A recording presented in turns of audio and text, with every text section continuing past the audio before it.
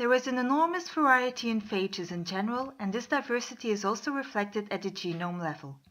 Bacteriophages were the first complete genomes to be sequenced due to their relatively small size and simplicity of isolation. Today, the sequences of more than 2,000 unique bacteriophage genomes are available. The large majority of the bacteriophages are double-stranded DNA viruses, although also single-stranded DNA and double and single-stranded RNA phages exist. Phage genomes are typically linear when they are packed in the capsid, and for some phages this DNA strand has defined ends. This means that when you look at the linear DNA in different capsids, they will always have the same left and the same right end.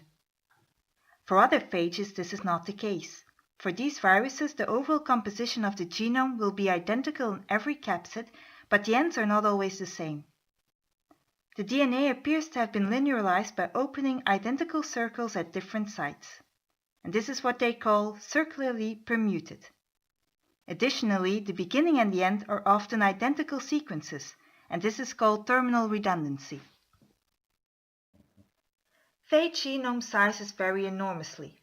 In general, the phage DNA is usually densely packed inside the capsid at more or less similar densities.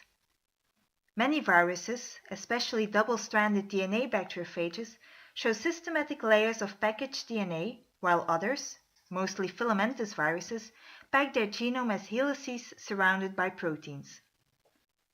Because there is not a lot of space in the capsid, the gene density of the phage genome is very high.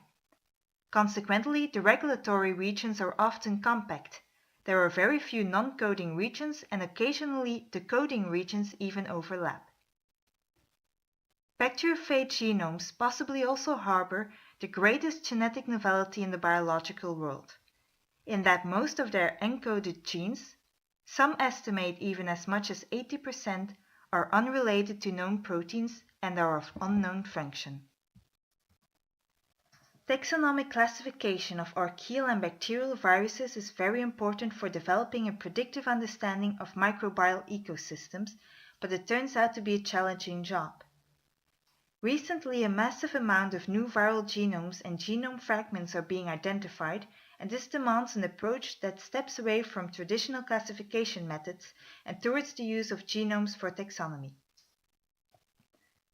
Taxonomy of cellular organisms based on the sequence alignment analysis of universally conserved homologous genes, such as rRNA genes, is possible because all organisms share these homologous genes.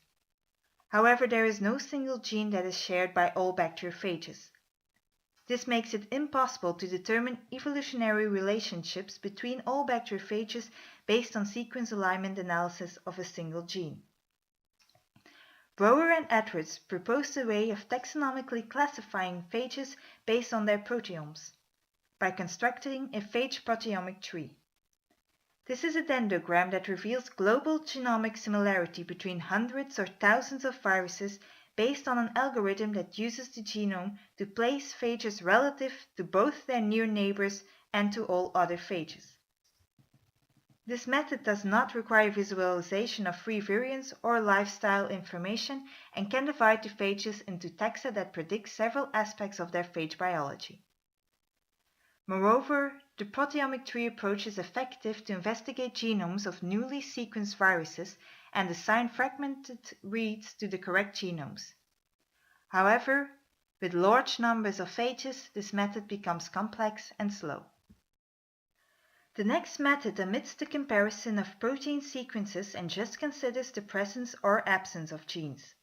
This network-based approach has been used to organize double-stranded virus genome sequences and works via prediction of the viral genes in all the genomes, which are then translated into proteins.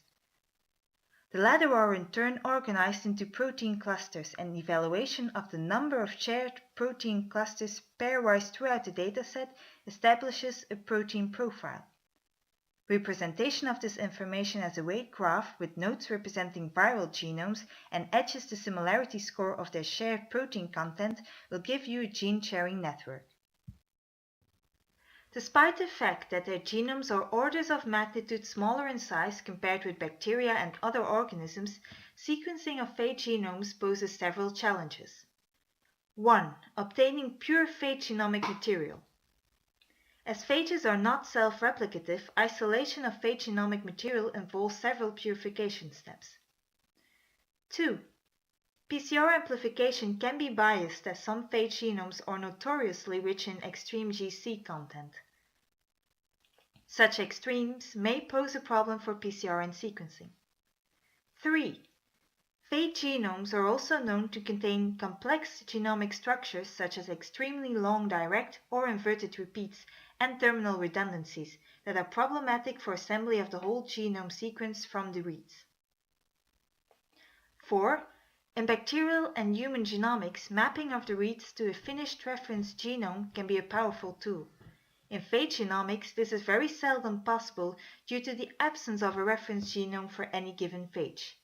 A possible solution is a blended approach of a long read technology for scaffolding purposes combined with a large number of short reads from a second technology for efficient DNA sequencing of bacteriophage genomes.